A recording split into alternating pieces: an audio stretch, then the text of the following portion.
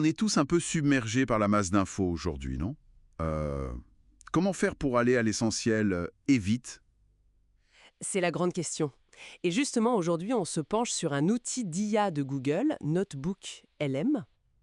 Ah oui, celui qui promet de transformer plein de documents, genre articles, notes, même des vidéos, en une synthèse audio.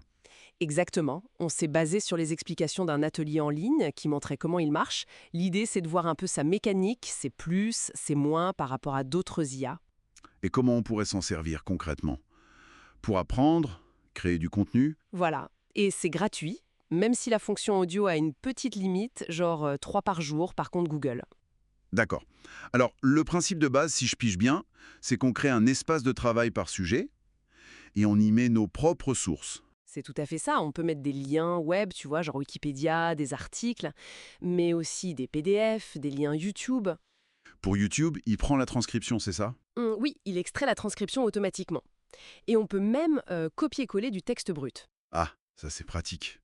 La source disait que c'était utile si certains sites bloquent l'import direct, comme des sites d'actu parfois. Ben oui, c'est une petite astuce. On peut mettre jusqu'à 50 sources différentes dans un même notebook. Ok, 50 sources, c'est pas mal. Mais le point clé, c'est ce qui se passe après, quand on a tout mis dedans. Précisément. Une fois que tout est chargé, on lui demande de générer un résumé audio, et c'est là que c'est intéressant. C'est-à-dire? Sa grande force, c'est que Notebook LM base ses réponses uniquement sur les documents qu'on lui a donnés. Il ne va pas chercher ailleurs, il n'invente rien. Ah, donc fini les fameuses hallucinations des IA où elles sortent des trucs de nulle part. Exactement. Contrairement aux IA plus généralistes comme ChatGPT ou Gemini, qui piochent dans d'énormes bases de données, mais dont on ne sait pas toujours d'où vient l'info. Ici, c'est différent. Il cite ses sources pour chaque partie du résumé. Oui, et c'est ça qui est fondamental pour la fiabilité. Il compile, il structure, il résume ce qui est dans les documents. Point. Il ne va pas extrapoler. C'est comme un assistant de recherche super méticuleux qui ne travaille qu'avec ton dossier. Hmm, intéressant comme approche.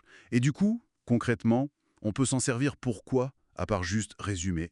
Alors, l'idée de départ, c'était beaucoup pour aider les étudiants ou les chercheurs à digérer vite fait plein d'articles, de notes. Logique. Mais ça va plus loin. Par exemple, un écrivain pourrait charger toutes ses notes sur un personnage Ah oui, sûr. et demander à l'IA de synthétiser ses traits de caractère ou de trouver des liens entre des bouts d'intrigue, mais toujours basés sur ce que lui a écrit. C'est comme si on pouvait parler avec ses propres notes en quelque sorte. Et pour apprendre un sujet perso, je rassemble des articles et hop, j'ai un audio à écouter dans les transports. Absolument. C'est un moyen de se créer des résumés sur mesure. L'atelier mentionnait aussi, et c'est pas bête, la création de contenu simplifié. Jean. Générer rapidement un script pour une vidéo de vulgarisation ou un billet de blog sur un thème précis, tout en étant sûr que ça colle aux sources de départ. D'accord. La source donnait un exemple, je crois, avec le biais de confirmation. Oui, c'est ça, pour montrer comment elle gère différentes sources mélangées. Il y avait une page Wikipédia, un PDF de recherche, une vidéo. Et il a réussi à faire une synthèse cohérente? Apparemment, oui. Une synthèse audio qui piochait intelligemment dans chaque document pour expliquer ce concept psy. Et l'outil peut aussi générer d'autres choses, des FAQ, des chronologies, des guides d'études, toujours à partir du matériel qu'on lui donne. Mais attends, si l'outil se base seulement sur les sources qu'on lui donne, ça veut dire que la qualité du résumé dépend à 100% de ce qu'on lui a mis au tipu, non? Tout à fait. C'est une excellente remarque. Il ne peut pas combler les trous ou apporter une critique, un regard extérieur. Non, c'est la contrepartie de sa fiabilité. La qualité du résultat, elle est directement liée à la qualité des sources en entrée. Il ne va pas améliorer ou critiquer les documents, il les synthétise, il les organise.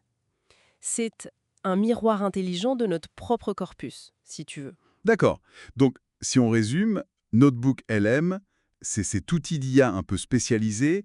Il condense des documents qu'on choisit nous-mêmes en un format facile à consommer, audio ou texte.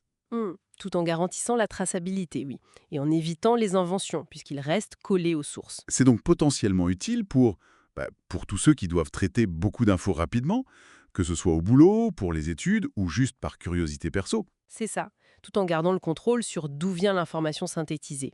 Hmm. Et ça nous amène à une petite réflexion pour finir. Si une IA peut lire et résumer nos trucs à notre place aussi efficacement, Oui. comment ça pourrait changer notre façon de lire, notre rapport aux textes originaux? Oui. Est-ce que cette facilité d'avoir des résumés tout faits risque de nous éloigner de la lecture en profondeur?